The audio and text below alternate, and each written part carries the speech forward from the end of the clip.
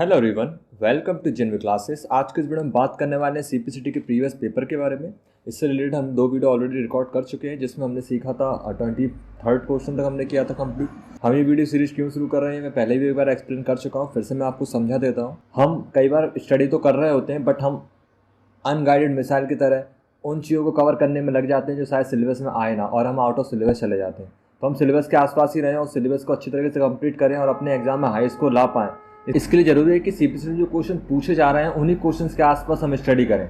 इसलिए हम पेपर को सॉल्व करते हैं जिसमें रिलेटेड क्वेश्चंस हमें मिलते हैं और हम उन्हीं कंसेप्ट को समझ के आने वाले नेक्स्ट क्वेश्चन की तैयारी करते हैं। सेम क्वेश्चन एग्जाम में नहीं पूछे जाते, लेकिन उनके ऑब्जेक्ट टाइप में जो ऑप्शंस होते हैं या जो क्वेश्चन जिस टॉपिक से पूछा जा रहा है वो टॉपिक हमें कवर करना हमारा यहाँ पे मेन मोटो है। हमें उसके बारे में पता होना चाहिए कि हमने उस बारे में कभी पढ़ा भी है या नहीं पढ़ा। ये सीपीसीटी एग्जाम केवल आपके कंप्यूटर को टेस्ट करता है, नॉलेज को कितनी नॉलेज है, तो यहाँ पे रिलेटेड क्वेश्चंस हमें ध्यान रखने होंगे। तो वर्ड, एक्सेल, पावरपॉइंट सभी को इसमें हम कवर करते हैं, काफ़ी डीपली हम इसको समझते हैं। तो चलिए शुरू करते हैं। 24वां क्वेश्चन जो है, हम अपने डॉक्यूमेंट में सामान अथवा अलग पेज व अन्य फॉर्मेटिव पर परिवर्तन करने के लिए चारों ओर से घेरने के लिए क्या उपयोग करते हैं? सेक्शन ब्रेक का, लाइन ब्रेक का, पैराग्राफ ब्रेक का, पेज ब्रेक का। तो इसका आंसर है section break. Line break, paragraph break और पेज ब्रेक क्या होते हैं वो एक बार हम समझ लेते हैं। देखिए, जैसे मान लीजिए यहाँ पे कोई मैटर मैंने लिख दिया हुआ है, एंटर। तो यहाँ पे जब हम कुछ लिख रहे हैं, जैसे हम कुछ टाइप कर रहे हैं, अब हम चाहते हैं हमें नहीं लिखना, अगली लाइन से लिखना है, तो हम यहाँ पे शिफ्ट के साथ एंटर को दबाएंगे। तो ये हो गया हमारा लाइन ब्रेक, यानी कि हमारी लाइन ब्रेक हो चुकी है और हम नेक्स्ट लाइन से लिखेंगे। याद रखें, पैराग्राफ चेंज नहीं हुआ है, ओनली लाइन ब्रेक हुआ है। बट अगर मैं यहाँ पे दबा दूँ एक एंटर, तो ये बन गया पैराग्राफ चेंज। तो paragraph break means enter, line break means shift enter. ऐसे ही यहाँ पे पेज ब्रेक, पेज ब्रेक का मतलब होता है कंट्रोल एंटर, या फिर इंसर्ट में जाकर भी हम यूज़ कर सकते हैं पेज ब्रेक। तो देखिए ये लिखा हुआ है पेज ब्रेक, सेकंड पेज हमारे सामने आ चुका है। और यही चीज़ हम कैसे कर सकते हैं? कंट्रोल के साथ। कंट्रोल के साथ एंटर, देखिए पेज ब्रेक हो चुका है। तो इस तरह से हम बिना फॉर्मेटिंग परिवर्तन किए भी आगे बढ़ सकते हैं, इसे हम सेक्शन ब्रेक बोलते हैं। तो उम्मीद है आपको लाइन ब्रेक, पैराग्राफ ब्रेक और पेज ब्रेक समझ में आ गया होगा। पेज ब्रेक कंट्रोल एंटर से, पैराग्राफ ब्रेक ओनली एंटर से, लाइन ब्रेक शिफ्ट एंटर से। इसमें ओनली लाइन ब्रेक होती है, इसमें पैराग्राफ चेंज हो जाता है, और पेज ब्रेक में क्या होता है आपका पेज ही चेंज होता है। और पैराग्राफ का मतलब क्या है यहाँ पे? जैसे मान लीजिए यहाँ पे हमारे पास ये सेंटेंस है, तो ये एक पैराग्राफ काउंट होता है और ये 2 पैराग्राफ हो गए। और क्यों? क्योंकि यहाँ से एंटर प्रेस किया गया था, और ये 3 लाइनों का एक पैराग्राफ है। एक लाइन का एक पैराग्राफ भी हो सकता है। इससे क्या फ़ायदा है कि जब हम इस पैराग्राफ पे कर्सर को रखते हैं तो हम इस पैराग्राफ को क्या कर सकते हैं? सेंटर कर सकते हैं, राइट कर सकते हैं, लेफ़्ट कर सकते हैं, क्योंकि ये काम किस पे करते हैं? ओनली पैराग्राफ्स पे। ऐसे हम अगर इसमें नंबरिंग करेंगे तो लाइंस में नंबरिंग नहीं होती, पैराग्राफ में नंबरिंग होती है। तो जैसे हमने चूज़ किया 1 2 3, देखिए पैराग्राफ में नंबरिंग हो चुकी है। अब जैसे कि मैंने यहाँ पे एंटर दबाया तो इसका मतलब 8वां नंबर आएगा, और अगर मैंने शिफ्ट एंटर दबाया तो उसी 8वें नंबर का पॉइंट चल रहा होगा। तो ये लाइन ब्रेक का मतलब ये होता है कि हमने लाइन को ब्रेक कर दिया। नेक्स्ट क्वेश्चन की बात करते हैं यहाँ पे। यदि आप अपने डॉक्यूमेंट में कुछ परिवर्तन चाहते हैं तो आप निम्नलिखित में से क्या चुनेंगे? तो डॉक्यूमेंट में अगर कुछ चेंजेस करना है तो उसके लिए तो कई सारी कमांड है, बट ऑप्शंस की अगर बात करें तो फाइंड एंड रिप्लेस की मदद से हम किसी भी डॉक्यूमेंट को चेंज कर सकते हैं। हेडर फूडर क्या होते हैं? पेज के ऊपरी हिस्से को हेडर, निचले हिस्से को फूडर बोला जाता है। पेज के ऊपरी हिस्से को हेडर और निचले हिस्से को फूडर बोला जाता है, और जो बात हेडर में लिखी जाती है वो हर पेज पे आती है। मीन्स हेडर फूडर के बारे में बस हमें 2 बातें याद रखनी है। पहला, हेडर ऊपर होता है, फूडर नीचे होता है। दूसरा, हेडर और फूडर में जो भी लिखते हैं वो हर पेज पे आता है। बस यही इसकी ओवरऑल डेफिनेशन है। हेडर फूडर क्यों यूज़ किया जाता है? अगर हम अपने डॉक्यूमेंट में हर पेज पे कोई बात बताना चाहते हैं तो हम उसे हेडर या फूडर में लिख देते हैं। हेडर ऊपर, फूडर नीचे। फाइंड एंड रिप्लेस, किसी वर्ड को हम फाइंड करके रिप्लेस कर सकते हैं फाइंड एंड रिप्लेस में, और गलत स्पेलिंग को सही कर सकते हैं ग्रामर एंड स्पेलिंग में। जैसे मैंने यहाँ पे लिखा हुआ है तो गलत लिखा हुआ है, तो इसकी रेड लाइन आ चुकी है। इसी तरह से अगर मान लीजिए मैंने यहाँ पे लिखा, ये मैंने गलत लिखा हुआ है, तो रिव्यूज़ में स्पेलिंग एंड ग्रामर चेक, इस पर क्लिक करना है। तो ये सजेस्ट करेगा कि कंप्यूटर ऐसे नहीं लिखते हैं, कंपोर्ट लिखते हैं, कंपार्ट लिखते हैं, ये बहुत ज़्यादा गलत लिखा हुआ है। तो हम इसको चेंज कर सकते हैं यहाँ पे क्लिक करके, या फिर हम क्या कर सकते हैं? इग्नोर कर सकते हैं, ये इसको गलत ही रखेगा। और इसी में अगर हम दूसरा देखें, इस फाइंड एंड रिप्लेस, तो कंट्रोल F दबाना है तो फाइंड आएगा, कंट्रोल H दबाएंगे तो रिप्लेस आएगा। तो देखिए रिप्लेस आ चुका है। किसको चेंज करना है? तो यहाँ से अपनी कंपनी का कोई मोबाइल नंबर या कोई भी वर्ड आपसे गलत हो गया तो आप उसको बदल सकते हैं। जैसे यहाँ पे हम फॉर एग्जांपल मान लेते हैं कि हमारे मैटर में हमसे गलती से लिखा हो गया ऐसा हम मान रहे हैं कि दा गलत लिखा हो गया, दा ऐसे नहीं लिखना था, हमें दा लिखना था पूरा कैपिटल। रिप्लेस ऑल, तो पूरे मैटर में जहाँ भी दा होगा वो सब कैपिटल्स हो जाएंगे, कैपिटल्स। देखिए पूरे मैटर में जहाँ भी दा था, ये देखिए कैपिटल कैपिटल, इस तरह से हम पूरे मैटर में देख पाएंगे जहाँ भी दा था वो कैपिटल हो चुका है। तो इस तरह से हम किसी भी वर्ड को चेंज कर सकते हैं। वापस से हमें नॉर्मल करना है तो हमें TH यहाँ लिखा और जो कुछ लिखना हो यहाँ टाइप कर सकते हैं। मैंने मान लिया मुझे ता की जगह 7 8 9 लिखना है। रिप्लेस करेंगे तो एक एक की जगह होगा, रिप्लेस ऑल करेंगे तो सारे एक बार में चेंज हो जाएंगे। तो रिप्लेस ऑल किया, देखिए चेंज हो चुका है। जबकि गो टू से हम जाते हैं, कहाँ जाना है, पेज पे, सेकंड पेज पे गो टू तो हम सेकंड पेज पे आ जाएंगे, गो टू वन पेज पे गो टू तो फर्स्ट पेज पे आ जाएंगे। सेक्शन में जा सकते हैं, लाइन्स में जा सकते हैं, लाइन नंबर डालेंगे यहाँ पे तो हम उस लाइन पे पहुँच जाएंगे। नेक्स्ट देखते हैं यहाँ पे साथ साथ मैं आपको एक बात और बता दूँ, इस तरह के कोर्सेज अगर आप अच्छे से कवर कर लेते हैं तो आपको ज़्यादा आसानी होगी, क्योंकि डायरेक्ट आप क्वेश्चन से इतना नहीं सीख पाएंगे, आपको पूरा कोर्स करना ज़रूरी होता है। तो कोर्स आप प्लेलिस्ट है उसमें से पूरा कवर कर सकते हैं, या फिर आप कोई पेड कोर्स भी चूज़ कर सकते हैं। जैसे LL प्रोफेशनल इंस्टीट्यूट, एक लेवल लो एडवर्टाइजर का उन्होंने एक वेबसाइट डेवलप किया है, काफ़ी ज़्यादा अच्छे कोर्सेज वहाँ पे आपको मिलेंगे। एक्सेल कोर्सेज भी दे रखे हैं। अगर आप अकाउंटिंग फील्ड में हैं, जैसे कि मेरे चैनल पे टैली से रिलेटेड वीडियोज़ भी आते हैं, आप GST टैक्सेस को, पेरोल अकाउंटिंग को काफ़ी अच्छे से समझ सकते हैं। इसके लिए आपको कुछ भी नहीं करना है, LLA की प्रोफेशनल वेबसाइट पे जाना है, लिंक इन डिस्क्रिप्शन। आपको उसमें जाके कई सारे कोर्सेज मिलेंगे, वहाँ पे बहुत ही कम प्राइस में आप अच्छा खासा कोर्स सीख सकते हैं और सीखने के बाद अपने स्किल्स को बढ़ा सकते हैं, जो आपको काफ़ी ज़्यादा बेनिफिशियल रहता है। एक बार मैं आपको वेबसाइट विजिट करा देता हूँ। यहाँ पे आपको सिंपली आना है वेबसाइट पे, LLA professional training institute. LLA professional training institute की वेबसाइट पे आने के बाद यहाँ पे आपको सारे कोर्सेज मिल जाएंगे। यहाँ पे एक्सेल का भी काफ़ी अच्छा कोर्स, काफ़ी ज़्यादा कम है, 490 में ओनली आप ये कोर्स कर सकते हैं। इसके अलावा और भी कोर्स आप चूज़ कर सकते हैं।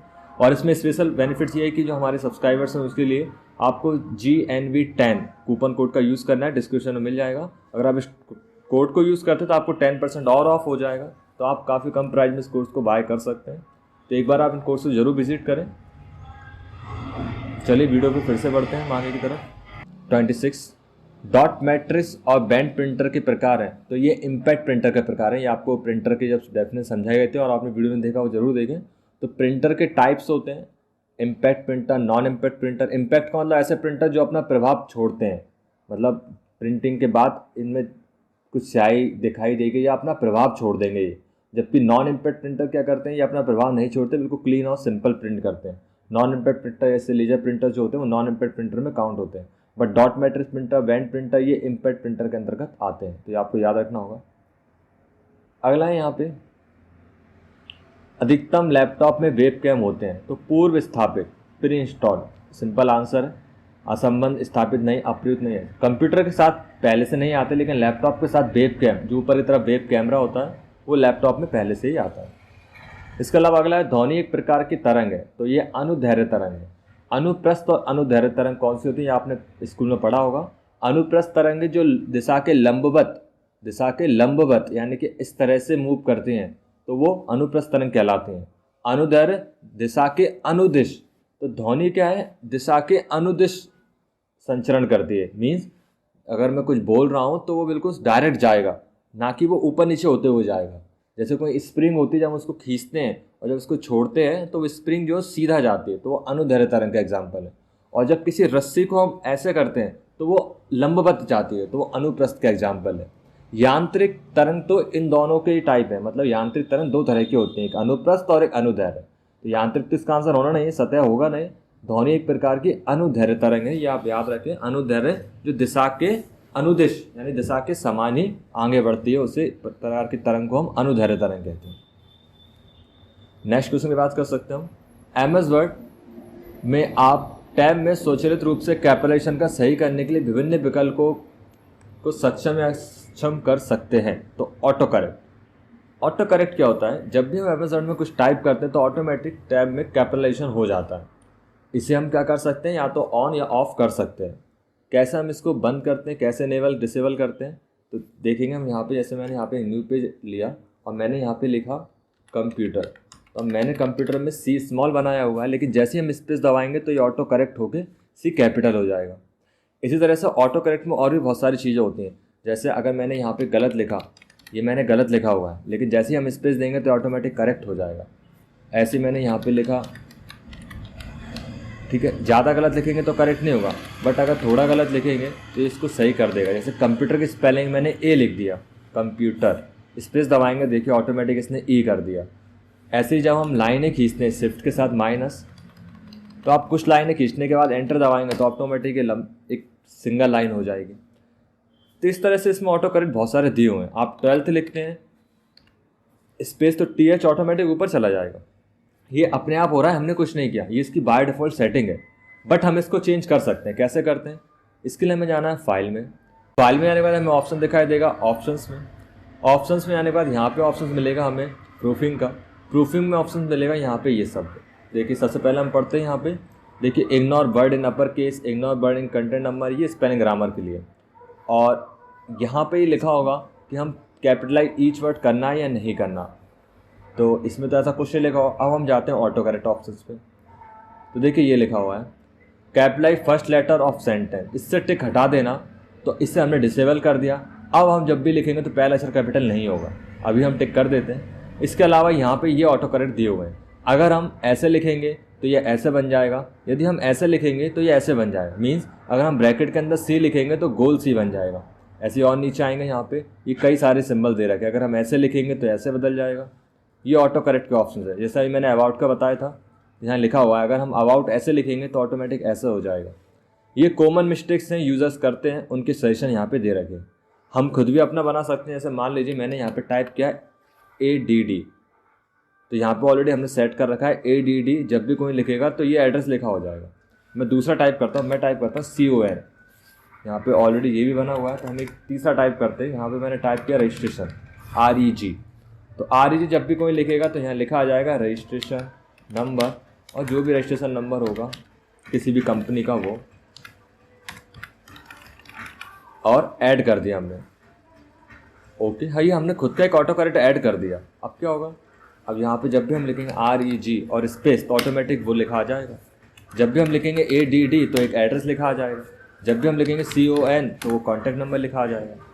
तो इस तरह से हम ऑटो करेक्ट को कर सकते हैं। अब मान लीजिए आपने 12th लिखा, स्पेस दबाएंगे तो ये करेक्ट हो जाएगा, बट हम चाहते हैं ना हो तो Ctrl Z आपको प्रेस करना है तो वापस से नॉर्मल हो जाएगा।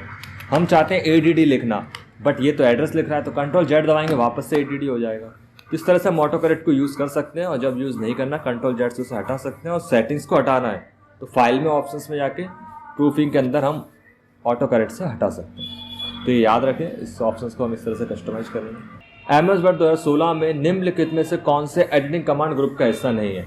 तो change case editing command group का हिस्सा नहीं है। कैसे नहीं है? देखिए MS वर्ड पे जाना है, एडिटिंग कमांड ग्रुप ये रहा। एडिटिंग कमांड ग्रुप में चेंज केस नहीं होता है, फाइंड रिप्लेस होते हैं। तो एडिट किस में होता है चेंज केस? ये होता है फॉन्ट ऑप्शंस में, ये रहा चेंज केस। तो किस ग्रुप का हिस्सा है? फॉन्ट ग्रुप का। पैराग्राफ ग्रुप में ये सब ऑप्शंस आते हैं, स्टाइल में ये सब, एडिटिंग में ये सब। तो इसका आप ध्यान रखना पड़ेगा कि फाइंड रिप्लेस और सिलेक्ट ये एडिटिंग के हिस्से हैं, चेंज केस फॉन्ट ग्रुप का हिस्सा है। नेक्स्ट है which shortcut in use to centre text in MS Word. तो Ctrl+E से हम किसी भी टेक्स्ट को अलाइन कर सकते हैं सेंटर में। Ctrl+L से लेफ्ट में अलाइन होता है। एक बार हम प्रैक्टिकली कर लेते हैं। ऐसे लिखा हुआ है Ctrl+L दबाएंगे तो लेफ्ट, Ctrl+R दबाएंगे तो राइट, Ctrl+E दबाएंगे तो सेंटर। यहाँ पे एक फॉर्मेटिंग सेट की हुई है E पे मैक्रो की, इसलिए वो काम नहीं कर रहा है। बाकी Ctrl+E दबाएंगे तो क्या होगा? सेंटर होगा, और Ctrl+L दबाने से लेफ्ट होगा, इस तरह से। तो Ctrl+E फॉर सेंटर याद रखें, शॉर्टकट पूछे जाते हैं एग्जाम में। J से जस्टिफाई होता है। जस्टिफाई का मीन्स क्या होता है? जैसे यहाँ पे मैटर टाइप है, यहाँ पे हम देख रहे हैं ये यहाँ से जस्टिफाई नहीं है, यानी कि हम सब सिलेक्ट करेंगे, होम पर जाएंगे, इसमें से हमने बुलेट्स हटाए, तो यहाँ से तो ये इक्वल है, बराबर है, बट यहाँ से नहीं है। हम राइट करेंगे तो यहाँ से तो बराबर है, बट अब यहाँ से बराबर नहीं है। तो इसके लिए हम यूज़ करते हैं जस्टिफाई Ctrl+J से। यहाँ से भी कर सकते हैं, ये ऑप्शन दिया हुआ है। तो देखिए यहाँ से भी बराबर हो गया ये, और यहाँ से भी बराबर हो गया। तो अगर दोनों तरफ से हमें जस्टिफाई करना है तो हम जस्टिफाई पे चूज़ करते हैं ये वाला ऑप्शन। तो जस्टिफाई याद रखें, यहाँ पे Ctrl+C से तो कॉपी होता है, और M से ऐसा कोई शॉर्टकट है नहीं। डिजिटल छवि संपीड़न में कौन सी डेटा अतिरिक्तता का उपयोग किया जाता है? तो कोड रिडंडेंसी, इंटरपिक्सल रिडंडेंसी और साइक्लो विजन रिडंडेंसी। यानी डिजिटल छवि, यानी कि जब आप डिजिटल कोई इमेज बना रहे होते हैं तब उसके कंप्रेशन में हम जो यूज़ करते हैं रिडंडेंसी का, वो रिडंडेंसी यही होती है, कोड रिडंडेंसी, इंटरपिक्सल रिडंडेंसी और cyclo visual redundancy. Decode redundancy और ये सब यूज़ नहीं किया जाता। डिकोड रिडंडेंसी, फिर इंटरपिक्सल रिडंडेंसी और साइक्लो विजुअल रिडंडेंसी आप फोटोशॉप पे यूज़ करते तो हम इसी का यूज़ किया जाता है। इसको मैं उस तरह से नहीं समझा पाऊंगा। हम आने वाले वीडियोस में इनको कवर कर लेंगे चाहें तो। आप थोड़ा सा इस क्वेश्चन को भी इग्नोर कर दें, क्योंकि अभी इसको समझाने बैठेंगे तो आपको काफ़ी ज़्यादा टाइम लग जाएगा एक ही क्वेश्चन समझ। अगला है यहाँ पे यूनिक्स लाइनक्स आधारित ऑपरेटिंग सिस्टम में फाइलों को लॉग फाइल में मैसेज भेजने लिखने की क्षमता के द्वारा होती है। तो इसका आंसर है सिसलॉक।